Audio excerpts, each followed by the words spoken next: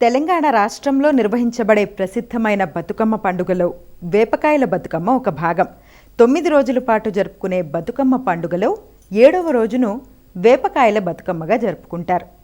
ఈరోజు వేప చెట్టును ఆదిపరాశక్తి రూపంగా భావించి పూజిస్తారు. ఈరోజు వేపకాయలు, చింతపండు, పసుపు వంటి ఔషధ గుణాలు ఉన్న పదార్థాలతో ప్రత్యేకమైన బతుకమ్మను తయారు చేస్తారు.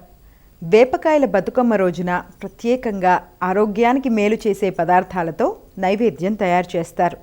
దీనిలో ప్రధానంగా వేపకాయలుంటాయి. ఇవి శరీరాన్ని శుభ్రపరచటంలో, వ్యాధి నిరోధక శక్తిని పెంచటంలో ఉపయోగపడతాయి.